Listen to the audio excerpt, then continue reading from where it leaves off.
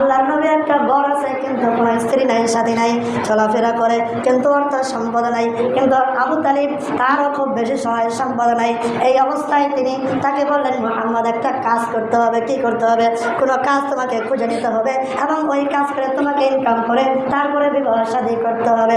এই জন্য খুঁজতে খুঁজতে হযরতে খাদিজা রাদিয়াল্লাহু তাআলা আনহা, ওই সময় তিনি একজন বিধবা মহিলা, তার দুইটা বিয়ে হয়েছিল তার পূর্বে।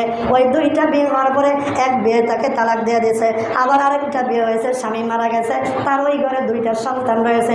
ওই ছোট দুইটা সন্তানও খাদিজার মারা গেছে।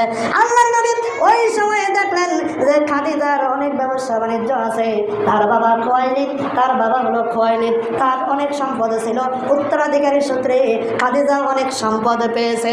এই সময় খাদিজার লোক নিয়োগ করতেছে, আমার ব্যবসা পরিচালনার জন্য একজন ভালো লোক দরকার।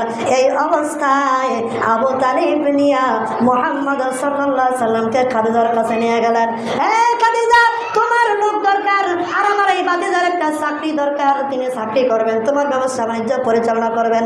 তোমার কি দেখো এই লোকটা তোমার কাছে ভালো লাগে কিনা? তখন বললেন, আরে এই তো মুহাম্মদ, একে তো আমরা সবাই চিনি, এত খুব ভালো লোক, খুব ভালো মানুষ, ঠিক আছে, ও যদি কাজ করে তাহলে আমি তাকে আমার কাজে নিয়োগ দেব। তার আরো গোলাম ছিল, তার মধ্যে একজন ছিল মাইসারা। মাইসারা ছিল গোলামদের লিডার, সমস্ত কর্মচারীর লিডার। মাইসারাকে বললেন, হ্যাঁ মাইসারা, এই মুহাম্মদকে তুমি ব্যবসা বাণিজ্য বুঝিয়ে দাও, কোন কোন জিনিসপত্র আছে, কোনটার কি দাম দেখায় দাও। মক্কায় বিক্রি করবে, সিরিয়ায় যাবে, সিরিয়া থেকে মাল এনে আবার মক্কায় বিক্রি করবে। এই অবস্থায় ওই খাদিজার গোলাম মাইসারা সব কিছু মুহাম্মদ সাল্লাল্লাহু আলাইহি সাল্লামকে বোঝায় দিচ্ছেন। আর আল্লাহর নবী তখন ব্যবসার চাকরি তিনি নিয়ে নিলেন। সুবহানাল্লাহ। আমরা শুরুতে পাইলাম আল্লাহ নবী ছাগল চড়াইলেন। কি করলেন? ছাগল চড়াইলেন। এরপরে আমরা পাইলাম কি আল্লাহ নবী এবার ব্যবসা শুরু করে দিলেন। কি শুরু করলেন? যুবক ভাইরা আমার, ছোট হোক বড় হোক, নিজের টাকা দিয়ে শুরু করতে পারেন না, আরেকজনের দোকানে শুরু করে দেন। আল্লাহ নবী যেহেতু বিশ্ব নবী হওয়ার পরে একজন মহিলার চাকরিতে তিনি জয়েন করলেন ইনকাম করার জন্য। কি করার জন্য? ইনকাম করার জন্য একজন মহিলার চাকরি তিনি নিয়ে নিলেন। আপনারা আমার তাহলে আরেকজনের দোকানে চাকরি করতে সমস্যাটা কোথায়?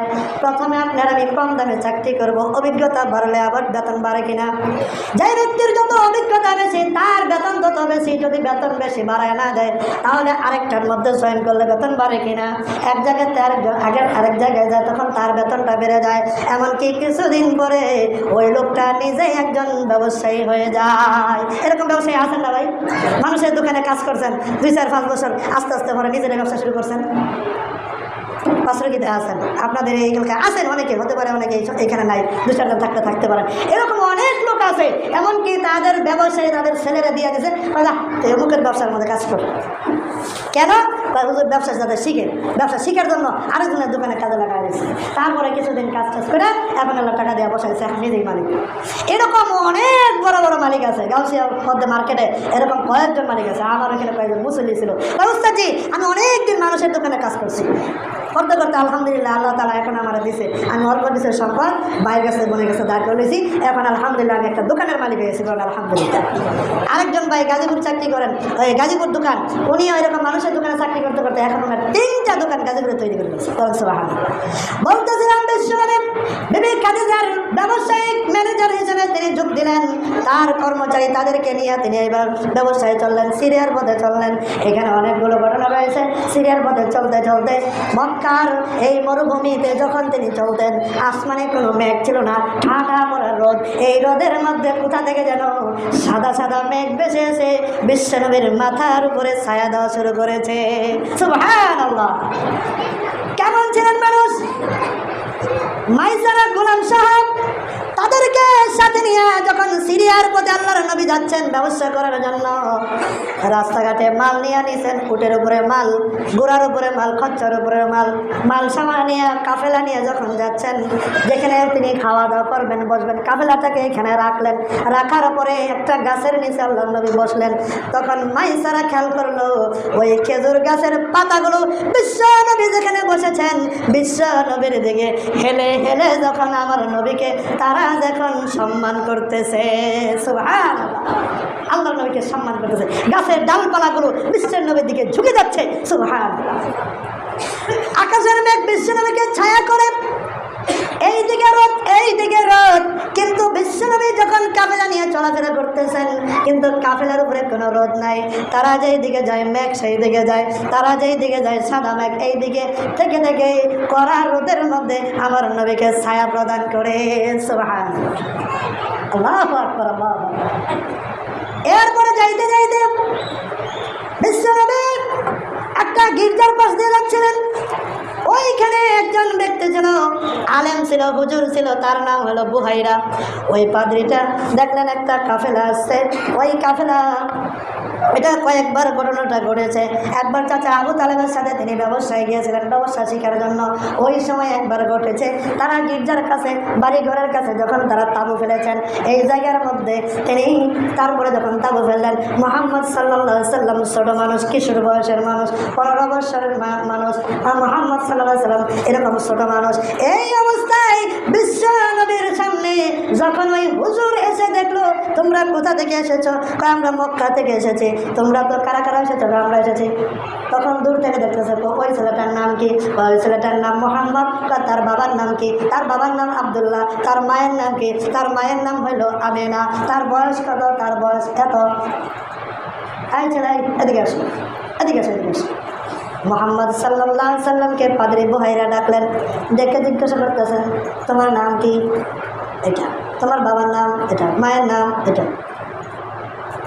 আর কিছু দিকে জিজ্ঞাসা করলেন, তিনি সব কিছু মিলে যাচ্ছে। এরপরে তিনি বললেন তোমার কাপড়টা খোলা। বিশ্বনবী যখন কাপড়টা খুললেন তার কথা অনুসারে জামাটার তিনি যখন খুলে ফেললেন তখন আল্লাহর নবীর পিঠের মধ্যে কবুতরের ডিমের মতো এইখানে দুইটা উঁচু উঁচু জায়গা ছিল, সুন্দর নীলাভ, সুন্দর দেখা যেত। ওই দুইটা ছিল নবুয়তের অংশ, নবুয়তের চিহ্ন। তিনি ওই দুইটা তারপরে দেখতে পেলেন এবং বললেন হে কুরাইশ দল, এর গার্ডিয়ান, এই ছেলেটার গার্ডিয়ান কে? তখন আবু তালেব বললেন আমি। কুরাইশ সবাই দেখা দিল এর গার্ডিয়ান হলো এই আবু তালেব, চাচা হলো গার্ডিয়ান। তখন তারা বললেন সাবধান সাবধান, আপনারা আর সিরিয়ায় যাবেন না। কেন সিরিয়ায় যাব না? কারণ এই ছেলেকে নিয়ে যদি সিরিয়ায় যান লোকেরা এই ছেলেকে হত্যা করে ফেলবে। ব্যাপার কি? ব্যাপার কি? হত্যা করবে কেন? এই ছেলেটা আখিরি জামানার নবী হয়ে যাবে। আখিরি জামানার নবীর সমস্ত গুণাবলী এই ছেলের ভিতরে আমরা দেখতে পাচ্ছি। তাওরাতে যা কিছু করেছে সব মিলে গেছে।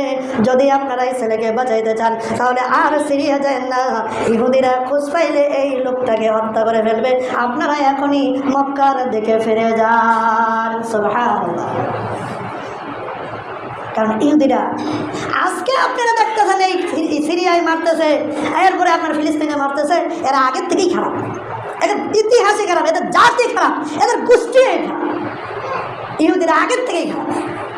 এটা কেন? আল্লাহ কোরআন কারীমে বলছেন, এটা আপনারা আমার কথা। ওয়ায়াকতুলুনাল আম্বিয়া বিগাইরি হক, অন্যায়ভাবে অনেক হুজুর এমনকি নবীদেরকেও তারা হত্যা করেছে, হাজার হাজার নবীদেরকে মেরে ফেলেছে। কেন? তাদের মন মতো কথা দেয় না। ফতোয়া কেন হুজুরে আসমানি ফতোয়া দেয়? হুজুরে কেন সমাজ নেতার কথা মতো চলে না? তাদের মাতব্বরের কথা মতো চলে না। এজন্য পিটায় পিটায় কেউ জবাই করে কেউ তরবারি দিয়ে হুজুরে মেরে ফেলেছে। বলেন নাউজুবিল্লাহ। এটা কোরআন কারীমে বলো না। ওয়ায়াকতুলুনাল আম্বিয়া বিগাইরি হক, হুজুর তো মারছে মারছে, আবার নবীদেরকে মেরে ফেলেছে। আল্লাহর নবী সম্পর্কে এই বুহাইরা পাদ্রী